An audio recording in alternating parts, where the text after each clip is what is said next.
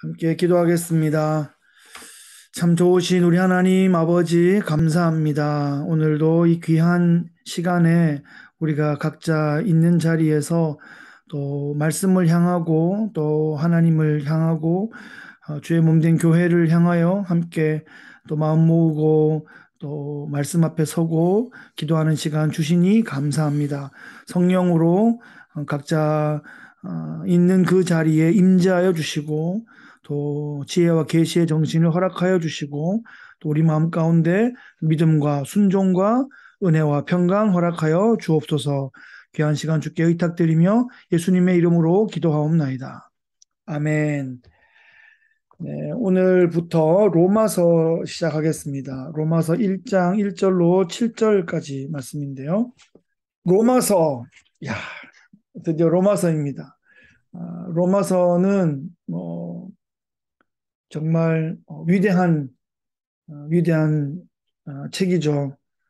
성경 전체에서 복음 핵심이 가장 잘 담겨 있는 책이고 어, 종교 개혁에 아주 핵심에 있었던 솔라 스크립투라 그러니까 이 로마서와 갈라디아서가 이 루터를 사로잡으면서 그때 하나님께서 준비해 두신 그 장작에 불을 당기면서 종교 개혁이 시작되었던 그런 책이고 또 초대교회 시대 이후로 뭐 교부 시대로부터 지금까지 역사상 아주 위대했던 우리의 신앙의 선배들이 다 이 로마서를 통해서 또 회심하고 또 로마서를 통해서 신학과 신앙의 뿌리를 세웠던 아주 어, 중요한 책입니다. 그 책을 함께 볼 수 있게 되어서 너무 기쁘고 또 설레고 떨리고 그렇습니다. 자, 뭐 서론을 좀 열어보겠습니다. 사도 바울이 그 당시에 로마 제국의 수도인 로마에 살고 있는 성도들에게 편지를 쓰고 있습니다. 바울은 지금 어디에 있냐 하면 3차 전도 여행이 끝나갈 무렵에 지금 고린도에 있습니다. 고린도에서 본인이 지금 어디 갈 거냐 하면 예루살렘 방문할 거예요. 왜냐하면 예루살렘에 또 큰 흉년이 나가지고 여러 사람들이 어렵게 되어가지고 바울이 전도했던 마게도니아를 비롯해서 바울이 전도했던 그 지역, 말하자면 예루살렘에서 보면 이방인 지역인데 그 이방인 성도들이 자기의 모교회, 말하자면 마더 처치인 예루살렘 교회가 어려움 당했다 해서 부조를 모은 거예요. 연보를 모아서 그 구제헌금을 가지고 예루살렘에 갈 예정입니다. 지금 내가 거기를 예루살렘을 방문한다라는 것이 로마서에 쓰여 있어요. 그러면서 내가 예루살렘 갔다가 와서 내가 로마로 가고 싶다. 내가 로마로 가게 되면 내가 사실 이 예루살렘부터 일루리곤까지, 일루리곤이 어디냐 하면 그 지도에 보면 이탈리아에서 바로 바다 오른쪽이거든요. 그러니까 그 로마 가기 직전까지죠. 거기까지는 이제 내가 1차, 2차, 3차 전도 여행을 통해서 전도를 할 만큼 다 했는데 이제 로마를 기점으로 스페인까지 전도를 해야 되겠다. 나의 전도 2기 사역은 로마를 센터로 해서 스페인 쪽으로 가는 그쪽 사역을 해야 될 텐데 너희들이 이제 잘 믿음으로 준비하고 또 나를 파송해주고 후원할 준비를 해달라라는 그런 의미로 로마서를 쓰고 있습니다. 로마서는 그 내용이 이제 그리스도의 복음에 대한 가장 온전하고 가장 명백하고 가장 장엄한 진술이다. 이제 이런 표현들을 하는데요. 기독교 역사상의 가장 위대한 거성들의 사상과 가르침에 결정적인 영향을 미쳤던 것이 로마서입니다. 바울은 로마에 갔던 적이 없어요. 이 편지를 쓰기 전까지 갔던 적이 없었습니다. 네.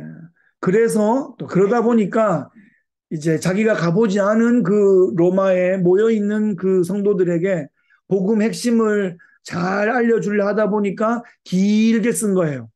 그래서 오히려 로마에 가보지 않았던 것이 우리에게 정말 복음의 진수가 이렇게 길게 잘 논문처럼 정리될 수 있게 됐던 또 하나님의 신의 한 수가 되었다 하는 거죠. 로마서의 독자는 이제 로마에서 하나님의 사랑하심을 입고 성도로 부르심을 받은 모든 자인데 그 당시 로마는 큰 교회 공동체, 큰 뭐랄까 대그룹 모임을 할 수 있는 그런 상황은 아니었습니다. 예. 한 3개에서 5개 정도 되는 가정교회, 말하자면 구역 모임이 있는 그런 곳이었고요. 그런 상태였고요. 바울이 로마 교회를 개척한 것이 아니었고, 사실 가고 싶었는데, 길이 막혀서 여러 가지로 어떤 상황과 방해 때문에 가지 못했었다라는 것도 편지에 밝히고 있습니다. 역사적으로 되게 중요한 하나의 그 사건이 하나 있는데, 뭐, 우리가 뭐 얼마나 오래 기억할지는 모르겠지만 좀 특별한 상황이기 때문에 한번 들어보시고 그 상황을 이해하는 데 도움이 좀 됩니다. 49년에 AD 49년에 로마 황제 클라우디우스가 있었는데 그 사람이 여러분 그 당시에 한 400여 년 전 그러니까 바벨론 시대 때부터 아, 그 성전이 무너지고 그때 바벨론으로 포로로 끌려가고 이렇게 되면서 그러면서 이 유대인들이 막 흩어졌잖아요. 많이 흩어졌어요. 바벨론에만 모여 있는 게 아니고 거기 있다 보니까 또 위로도 흩어지고 저쪽으로 흩어지고 그래서 되게 디아스포라 그 유대인들이 되게 많이 퍼져 있었거든요. 그런데 이제 그러다 보니까 뭐 물론 뭐 알렉산드리아 같은 그런 도시에도 10% 20%가 유대인이라 할 정도로 많고 이 당시에 로마에도 많이 있었단 말이죠.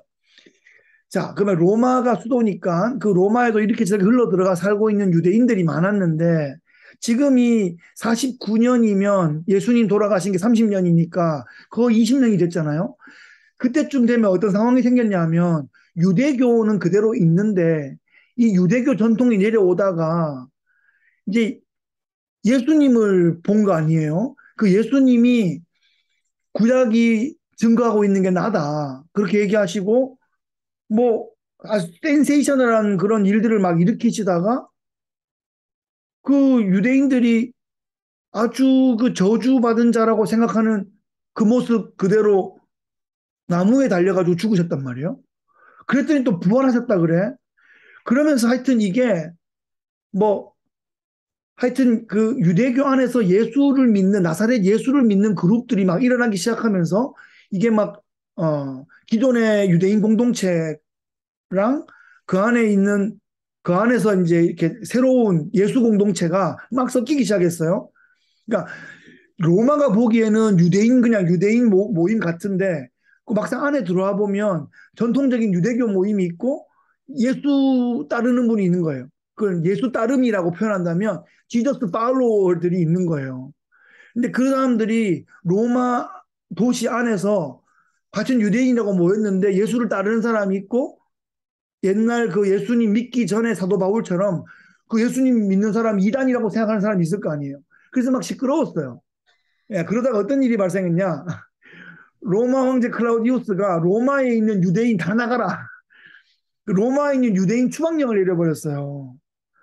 예, 아시겠죠? 그래서 이제 싹 나가고 나니까 그전에는 유대인 그리스도인이 대세였고 이방인 그리스도인들은 어떻게 어떻게 하다가 좀 참가하는 정도였는데 유대인들이 다 나가버리니까 로마에는 이방인 그리스도인만 남아있는 상태가 된 거예요. 아시겠죠? 그런 상태가 되어 있다가 한 5년쯤 지내서 이 클라우디우스가 죽습니다. 그러니까 그 다음에 황제가 네로예요. 그 네로가 황제가 되자 그 추방령이 해제가 돼버린 거예요. 그러니까 이제 로마에 있었던 사람들이 다시 로마로 가기 시작했죠. 뭐 한 번에 가지 못하고 1년, 2년, 3년이 걸리니까 막 가기 시작해요. 아, 그래서 이제 바울이 편지를 한 55년에서 6년쯤 썼으니까 이제 이 유대인들이 추방당했다가 다시 돌아간 지 1년, 2년쯤 될 때였거든요. 그러니까 전세가 역전됐어. 이제 이방인 그리스도인이 대세고 유대인들이 좀 오고 있는 중이니까 그들이 소수가 된 이런 상황입니다. 상황 아시겠죠? 자, 이런 상황을 좀 이해하시고요. 자, 그래서 지금 하여튼 그 안에서 좀 이런 갈등이 있는 상황이고 그래서 바울이 이신칭이 믿음으로써 의롭다함을 받는다. 이제 그 복음을 로마서의 핵심적인 복음으로 전하고 있는데 이신칭의는 믿음으로 말미암아 의롭게 된다는 거잖아요. 그러니까 율법의 행위로가 아니라 믿음으로, by faith, 믿음으로 justification, 의롭다함을 얻는다. 이런 건데 문제는 뭔가 하면 유대인 그리스도인들 중에서 지금 상황은 되게 복잡합니다. 이 상황이 마치 뭐 정치적으로 생각한다면 100년 전에 한국에 막 되게 복잡한 사상적인 흐름이 막 있어가지고 뭐 이쪽 진영에 있다가 또 회심하고 이쪽 진영에 갔다가 이쪽에 있는 영향받고 막 이럴 수 있는 만큼 좀 복잡한 상황이라고 좀 이해하시면 돼요. 이제 예수를 믿는데 보수적인 유대인 그리스도인들 중에 이방인이 그리스도인이 되려면 그냥 그리스도인이 되는 것이 아니고 먼저 유대인이 된 다음에 그리스도인이 돼야 된다. 그 유대교를 되게 중요하게 여기는 그룹이 보수적인 그런 그룹이었어요. 그러니까 우리가 하는 그 율법들을 지켜야 되고 또 그 특히 율법의 행위 뭐 안식일 뭐 절기 뭐 할례 뭐 특히 이런 거를 해야 된다라고 하는 그룹들이 있는 거죠. 그런데 바울은 뭐라 그랬어요?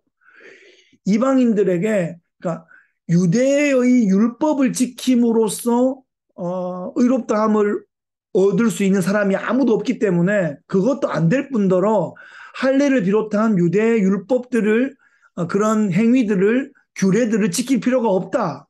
이렇게 가르쳤던 거죠.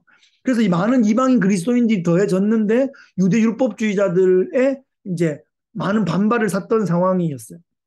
그래서 이 유대 율법주의자들이 바울은 이 거짓 교사들이라고 부르고요. 갈라디아 교회에 다른 복음을 전해서 교회를 막 분란시키는 그런 사람들이라고 바울이 지적했죠. 근데 그 사람들 입장에서는 바울을 어떻게 표현하냐면 율법 폐기론자, 그 다음에 뭐 값싼 은혜를 전하는 그런 사람이라고 비난하기 시작했습니다. 자, 이런 상황에서 이제 유대인들이 다시 로마로 복귀하니까 이방인 그리스도인들이 바울이 전한 또 그 복음을 가지고 잘 이렇게 형성되어 있다가 유대 율법주의로 다시 끌려갈까봐 바울이 급히 이 로마의 복음의 정수에 대해서 잘 기록해서 발송하는 이런 상황입니다. 그래서 이 로마서는 바른 복음을 선포함으로써 이 로마에 있는 교회 공동체 안에 분열과 불화를 치유하기 위해서 기록되어 있고 그래서 현실적으로 적용적으로는 앞으로 장차 스페인 선교를 잘 할 수 있도록 협력해 달라라는 물론 그 복음과 말씀과 마음이 하나 되어 있지 않으면 교회가 화목하고 또 역량 있게 준비되지 않으면 무슨 선교 후원을 하겠습니까? 그래서 복음으로 잘 연합하기 위해서 이제 로마서를 쓰고 있습니다.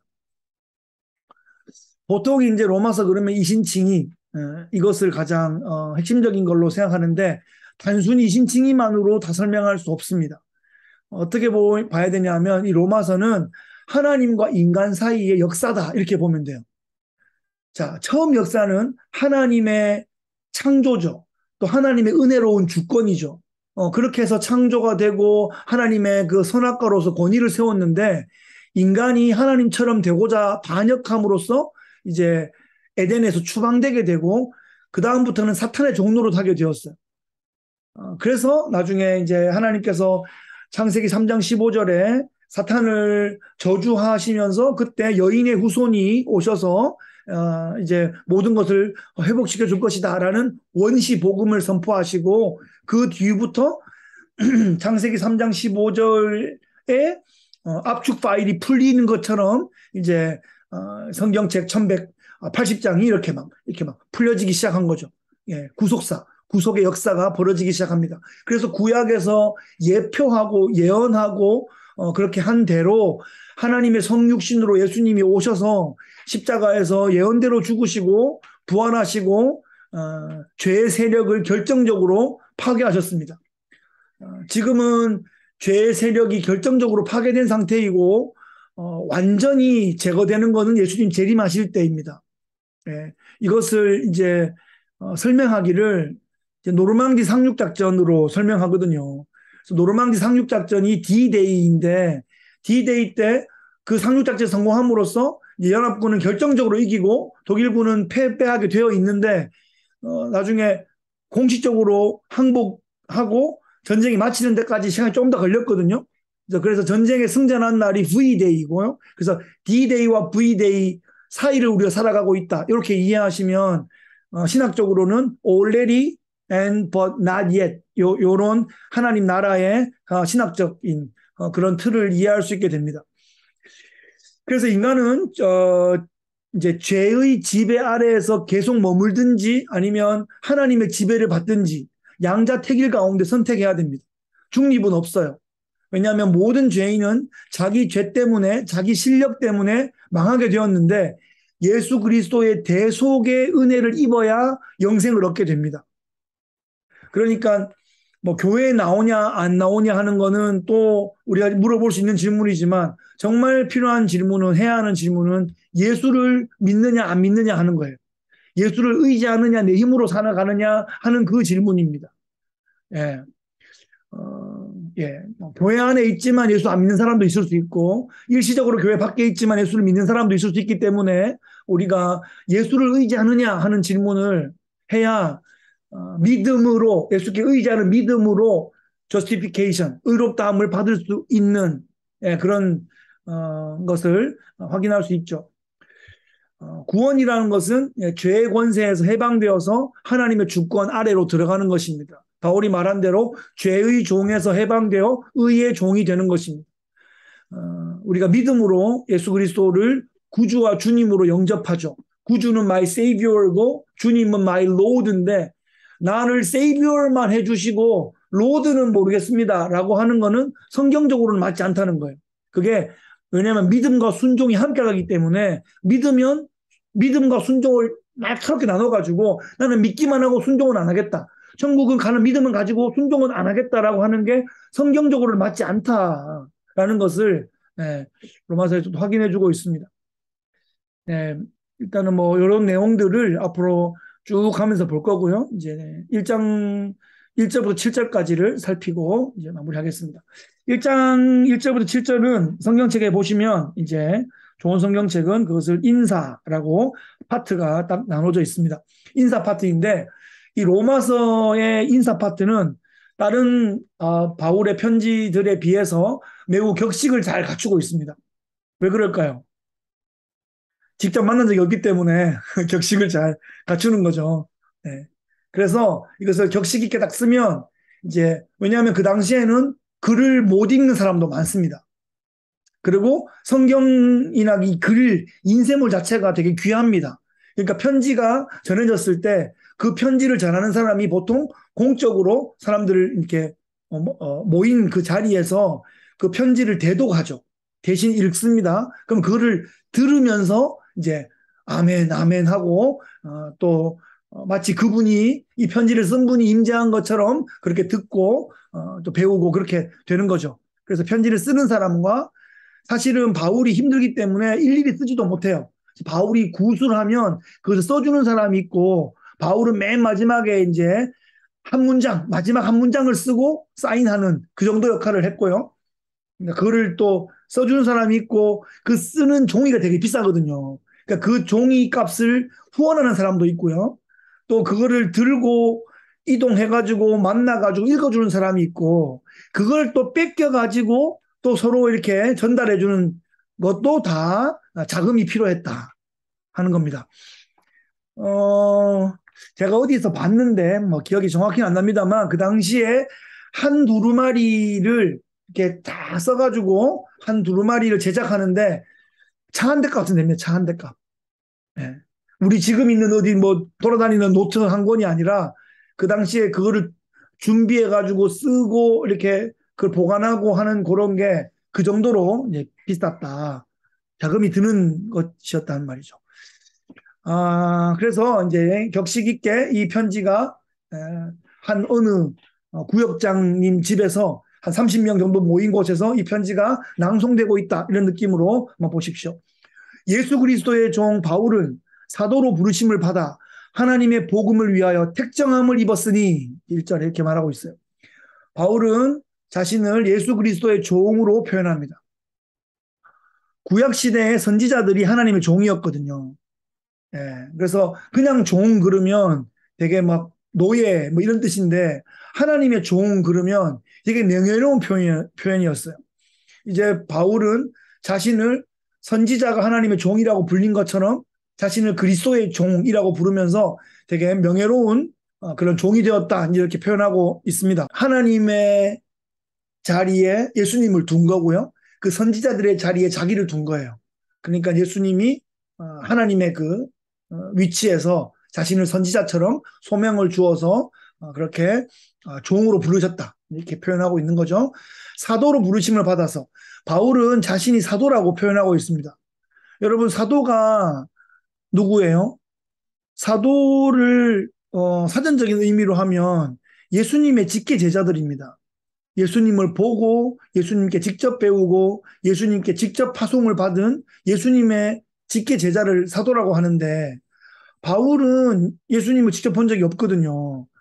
나이도 좀 안 맞고. 그래서 바울이 사도라 그러니까 사람들이 계속 네가 무슨 사도냐, 네가 예수님 제자냐 그러면서 바울의 사도권을 의심하고 바울이 이렇게 말씀하고 하나님의 뜻이다 그러고 주의 말씀이라 그러고 막 이렇게 막 얘기할 때 그걸 인정하지 않는 그 사람들이 계속 있었어요. 그래서 바울이 어떤 편지에는 자기의 사도권을 변증하는데 사도권을 변호하는데 꽤 많은 그런 장을 할애하기도 하죠.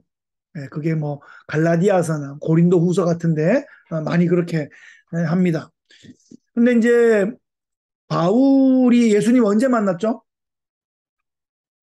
사도행전 9장에 그 다메섹 도상에서 그 스데반을 죽인 다음에 이제 싹 다 잡아 드리려고 공문 대제사장께 받은 공문을 가지고 다메섹에 있는 그 크리스찬 무리들을 잡으러 가다가 가는 길에 빛을 맞아서 말에서 떨어지고 막 이런 일이 있잖아요. 그게 다메섹 사건이라고 부르는데 그때에 예수님을 부활하신 그리스도를 만나서 네가 왜 나를 핍박하느냐, 뭐 그러면서 이방의 사도로 내가 너를 불렀다. 그리고 이제 앞이 3일 동안 안 보이잖아요. 그래서 다메섹에 가면 아나니아라는 사람을 만나서 그가 네가 할 것을 알려줄 것이다. 이제 그런 말씀을 들었단 말이에요. 그러니까 바울은 그 다메섹 그 현장에서 회심이 일어나고요. 왜냐하면 교회를 파괴하려 그러다가 그 다음 날부터 바로 교회를 막 세우는 사람으로 갑자기 바뀐 거예요. 너무 급작스럽게 바뀌어가지고 바울 편이었던 사람도 놀래고 바울한테 맞던 사람들도 놀래고 아무도 안 믿고 이런 일이 발생했어요. 근데 아나니아에게 주께서 미리 하나님께서 다 계시로 알려주셨기 때문에 여차저차해서 이제 회심하여 교회를 세우는 사람으로 온 것이다 라고 말해줬기 때문에 이제 사람들이 이제 긴가민가 하면서 받아주게 된 거죠. 예, 그랬는데 바울이 우리 편이다라고 좋아하는 사람보다 왜 우리 편이었던 바울이 저렇게 변절한 거지? 라고 하고 바울을 죽이려는 사람들이 더 빨리 일어나는 바람에 그날 밤에 이렇게 바구니에 타고 벽을 타고 이렇게 내려가가지고 다메섹을 탈출합니다. 뭐 그런 사건이 처음부터 이제 발생했었는데 하여튼 바울은 그 다메섹 사건에서 예수님 만나가지고 내가 회심과 사도로서의 소명을 동시에 받았다. 이렇게 주장하면서 나는 사도다. 이렇게 주장하기를 주저하지 않습니다. 네. 그래서 그러면서 바울은 내가 하나님의 복음을 위하여 택정함을 입었다. 이렇게 선언하고 있어요. 그래서 내가 선택한 것이 아니라 하나님의 주권적인 부르심으로 내가 복음으로 나오고 내가 또 이런 사역과 사명으로의 부르심이 있었다라고 확인해주고 있습니다. 2절은 이 복음은 하나님이 선지자들을 통하여 그의 아들에 관하여 성경에 미리 약속한 것이다. 그렇죠. 이 복음이라는 게 어느 날 갑자기 뭐 로또 맞은 것처럼 갑자기 일어난 것이 아니고 수천 년 구약 역사를 통해서 미리 예언하시고 구약 성경에 다 기록해둔 대로 예수님께서 오신 것이고 또 예수님께서 다윗의 후손으로 오셔서 모든 예언을 성취하신 것이다라는 거죠. 그래서 구약 성경이 없으면 예수님이 메시아인 것을 알 길이 없어요. 그냥 되게 센세이션하고 되게 막 획기적인 사람이 나와가지고 뭐 메시아라고 하는데 저 사람 따를까 말까 뭐 그런 고민을 이제 해야 되는데 그렇게 보면 그 정도로 영향력이 있었고 사실은 뭐 그 정도로 좀 유명세가 있었던 사람들은 역사상 많았을 거예요. 특별히 예수님은 나사렛 시골에서 주로 90% 이상 활동하셨기 때문에 뭐 로마 한복판도 아니고 알렉산드리아나 이런 대도시도 아니어서 뭐 영향이 그렇게 있지 않았어요. 살아생전에는. 그죠? 그런데 예수님의 그 모든 말씀하셨던 것들이 제자들도 제대로 믿지 못했지만 오순절 때 성령이 임하시고 제자들이 그 모든 것을 깨달아 알게 될 때 예수님 말씀하셨던 것을 하나하나 새로운 보혜사가 오셔서 다 깨달아 알게 하시면서 아, 예수님이 구주이시구나. 예수님이 메시아구나라는 것을 확증하게 되면서 예, 그 로마에서 그 예루살렘 교회가 터지면서 이제 또 로마로 흘러 들어가면서 예, 아주 로마 제국에 로마가 깔아놓은 모든 길은 로마로 통한다. 다 깔아놓은 그 길로 복음이 막 이제 왕래하면서 밀고 들어가게 된 것입니다. 그러니까 성경에 미리 약속하신 그대로 예수님이 오셨다는 것이 되게 중요하고요. 복음이라는 단어가 유앙겔리온이라는 단어인데 이 유앙겔리온이 그 당시 그리스 로마 시대 때 이제 왕이 탄생하거나 왕이 등극하거나 왕이 전쟁에서 승리하고 개선할 때 불렀던 썼던 용어예요. 유앙겔리온. 그래서 세속에 있었던 그 단어를 복음, 유앙겔리온 이것을 예수님께 딱 이렇게 적용하면서 예수님이 이 땅에 오시고 예수님이 왕으로 등극하시고 예수님이 주권적으로 또 다스리시고 통치하시고 다시 오시고 승리하시고 하는 그 모든 인간왕에게 적용했던 모든 용어가 궁극적으로 주 예수 그리스도께 적용된다 하는 것을 이제 제대로 확인해 주고 있습니다. 예수 사건이 진정한 유앙겔리온이다 하는 거죠. 그러면서 3절에 그의 아들에 관하여 말하면 육신으로는 다윗의 혈통에 나셨고 그죠? 예수님이 다윗의 혈통에 나셨다는 게 정말 중요합니다. 예수님이 진짜 막 훌륭하시고 막 죽은 자들이 벌떡벌떡 일어나고 놀라운 기적을 일으키는데 다윗 자손이 아니야. 다른 자손이야.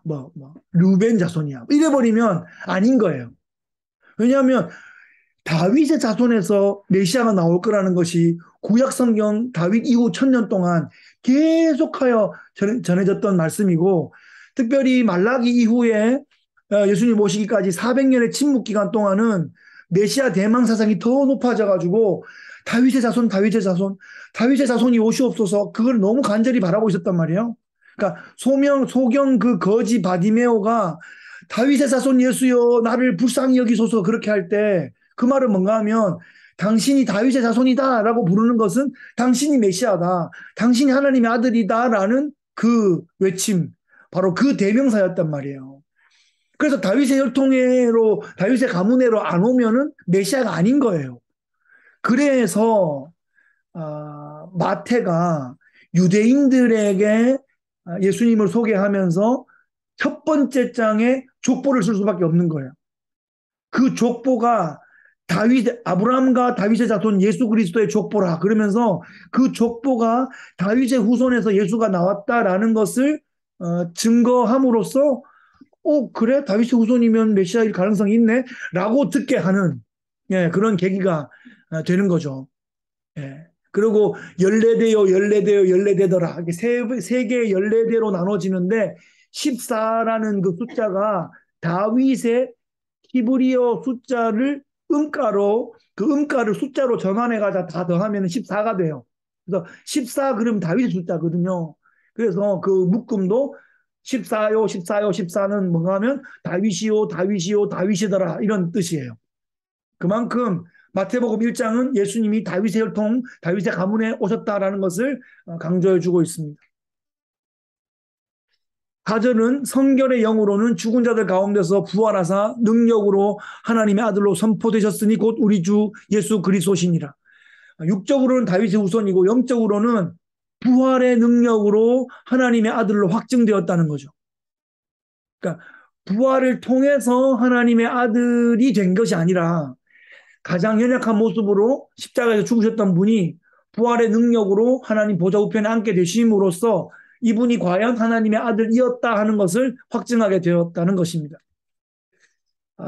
지금은 예수님 어디 계십니까? 천상의 하나님 보좌 우편에서 이 땅을 하나님의 나라 또 그 모든 역사와 그 주권과 통치를 성령을 통해서 하고 계시고 하나님 보좌 우편에서 또 우리의 기도를 들으시고 중보하는 역할, 그 통치자와 중보자의 역할을 지금 하고 계시는 거죠.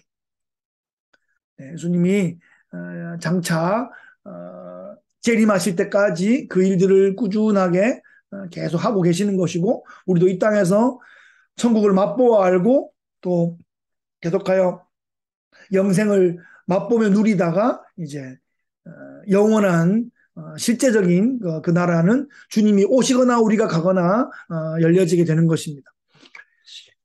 5절에 그로 말미암아 우리가 은혜와 사도의 직분을 받아 그의 이름을 위하여 모든 이방인 중에서 믿어 순종하게 하나니, 여기 보면 이제 바울은 부활하신 그리스도로 말미암아 사도의 직분을 받습니다. 사도의 직분을 받는데 은혜로 받습니다. 그래서 모든 이방 민족 중에서 예수를 믿어서 순종하게 하는 그 사명을 바울이 감당하게 되었습니다. 아까 말씀드렸듯이 이 믿음과 순종은 분리가 되지 않아요. 믿어 순종하게 하는 거예요. 믿으면서 순종이 시작되는 것이고 믿음과 순종은 함께 가는 것입니다. 예, 믿으면 순종하게 되고 믿으면 순종합니다. 예, 이것이 이제 성경이 말하고 있는 바예요. 또 이 순종이라는 것은 시키는 걸 그대로 하는, 말하자면 율법에 있는 대로 그걸 따르고 윤리적으로 착한 일 한다는 의미가 아니라 예수 그리스도의 주권 앞에 무릎을 꿇는다, 주님께 순종한다라는 의미에서 이 순종을 말하고 있습니다. 그래서 믿음과 순종이 함께 간다고 할 때 예수님을 구원자로 구세주로 믿으면 예수님을 주님으로 섬기고 따르는 순종이 함께 가야 한다는 것입니다. 예수님이 나의 구원자만 되고 주님은 되지 않으면 진정한 구원이 아닌 거예요. 반쪽 구원이다, 반쪽 구원은 없어요. 예, 진정한 구원이 아니어서 다시 확인해 봐야죠. 이 믿음이 살아있는 믿음인가 진정한 믿음인가를 확인해 봐야지 이렇게 쫙 나눠가지고 저는 요 구원받는 믿음만 할래요, 순종은 안 할래요 라고 하는 것은 믿음이 있는 건가 이제 고민해 봐야 되는 상황인 거예요. 그러려면 주님이 왜 구원하시겠습니까? 구원만 딱 하고 나머지는 순종을 한 개도 안 해도 되는 구원, 그런 구원은 왜 필요하겠습니까? 하나님의 영광 돌리고 빛을 증거하고 이 땅을, 썩어지는 이 땅을 또 살려내고 주의 몸된 교회를 세워가고 하나님 나라를 1터의 제사장으로 3터의 그런 하나님의 순결한 신부의 공동체로 섬기게 하도록 하기 위해서 우리를 구원해 주신 거죠. 그것이 목적이라기보다는 자연스럽게 생명력이 그렇게 이어지게 되는 것입니다. 천국은 주님 실력으로 가는 곳이지 내 실력으로 못 가는 곳입니다. 만약에 주님 의지하지 않고 내 실력으로 갈 방법이 있으면 그렇게 하면 좋겠는데 그렇게 안 된다는 거죠. 예수님께서 요한복음에 14장에 나는 길이요 진리요 생명이다. I am the way. 내가 곧 길이요 진리요 생명이다 말씀하시고 나로 말미암지 않고는 아버지께로 갈 자가 없다, 올 자가 없다 이렇게 말씀하시죠. 예, 그래서 우리도 모든 이방인들이었잖아요. 모든 이방인 중에 믿어 순종하게 되는 그 자리에 이제 우리가 서 있게 된 것입니다. 그래서 이제 우리가 그렇게 믿어지고 난 다음에는 이제 우리가 바울의 위치에서 이제 우리에게 붙어준 사람을 믿어 순종하게 하는 그 일들을 우리가 순종하며 해나가게 되는 거죠. 6절에 그래서 너희도 그들 중에서 예수 그리스도의 것으로 부르심 받은 자니라. 우리가 예수 그리스도의 것이 되었어요. 예수 그리스도의 소유가 되었어요. 소유라는 개념에서 거룩이 나왔다 말씀드렸죠. 그죠? 소유는 거룩한 거예요. 주님의 소유이기 때문에 거룩한 거예요. 네. 우리가 그런 표현 쓰긴 그렇지만 하여튼 간에 내 소유는 나에게 있어 거룩한 거예요. 그것처럼 우리가 그리스도의 것이 되었기 때문에 우리는 하나님께 거룩하게 구별된 자들인 것입니다. 그래서 거룩한 소유가 되었다 하는 것에 우리의 정체성을 가지고요. 이제 우리가 믿는 자가 되었고 그리스도의 소유가 되었기 때문에 이제 순종하는 자가 되어야 마땅하다 하는 것을 확인하면 되겠습니다. 하여튼 참 믿음은 순종으로 이어진다 하는 것이 지금 이 인사말 가운데서 우리가 체크할 수 있는 부분이고요.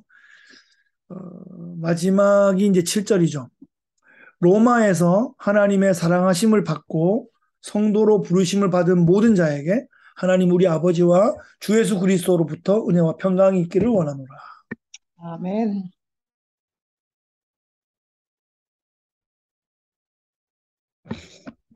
로마에 있는 모든 성도에게, 대교회가 아닙니다.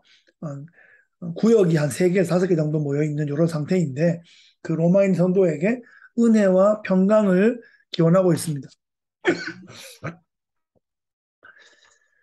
야, 그러니까 구역이 3개, 5개쯤 있는 그 교회에 바울이 쓴 그 편지가 성경에 있어. 정말 이 기독교 역사 가운데 이렇게 강력한 영향력을 끼치는 그 다이아몬드 반지에 다이아몬드 같은 이제 그런 성경이 기록된 거 아니에요. 예? 그렇게 보니까 그 당시 뭐 그런 형편과 상황들을 본다면 큰 그룹이 아니었거든요. 예. 가정교회 누구의 집, 뭐 가이오의 집에서 모이고 누구의 집에서 모이든 그런 그룹들에게 이 전해진 이 편지가 엄청난 지금 어, 영향력을 우리에게 주고 있습니다. 은혜와 평강을 주는데 이거를 이제 은혜는 헬라인들이 많이 썼던 인사예요. 카리스, 은혜. 평강은 샬롬, 에이레네. 이것은 이제 히브리인들이 많이 썼던 인사예요. 그래서 은혜와 평강 그러면 교회 안에 있는 유대인 그리스도인과 헬라인 그리스도인들 모두를 포괄할 수 있는 좋은 인사말이었어요. 그래서 이게 한쪽에 뭐 치우쳐하기보다 온 교회 안에 있는 그 유대인, 헬라인 출신 그리스도인들을 다 품는 인사였다. 은혜와 평강을 기원하고 있습니다. 하나님 사랑을 받고 성도로 부르심을 받은 사람들이니까 그 하나로 우리는 은혜와 평강 가운데 다 하나 될 수 있다는 거죠. 그러면서 자기 뜻이 아니라 하나님의 뜻대로 성도가 되었고 하나님의 뜻대로 로마에 가 있게 되었고 하나님의 뜻대로 교회를 이루게 된 것입니다. 아직 대그룹 예배가 형성되지 않은 그런 상태에서 하나님께서 너희에게 은혜와 평강이 있기를 원하고 하나님 사랑하심 받고 성도로 부르심을 받은 것이다 라고 그들의 영적인 정체성에 대해서 확정해 주고 있습니다. 그래서 은혜와 평강 이것은 단순한 인사말이라기보다는 축복이고 거의 뭐 명령이라고 볼 수 있습니다. 은혜와 평강 가운데 있으라. 은혜와 평강 가운데 있게 될 것이다 라는 축복이자 거의 뭐 명령 같은. 그래서 우리는 각자 다른 사람들이 이제 모자이크처럼 이렇게 모여 있는데 우리 안에서 은혜가 있어야 되고 평강이 있어야 됩니다. 그것이 하나님의 진짜 원하심입니다. 그래서 우리 가운데 바울이 이 로마서를 앞으로 쭉 이 복음을 쭉 기록하면서 제일 처음에 이제 인사한 말을 1절부터 7절까지 이렇게 해주고 있습니다. 여기까지 보고요. 한번 생각해 볼 것이 있다면 나는 하나님의 택하심과 부르심을 받았다라는 것을 확신하고 있는가? 이것을 한번 우리가 물어보고요. 만약 내가 확신한다면 그러면 어떻게 살면 좋겠는가라는 것을 좀 물어보죠.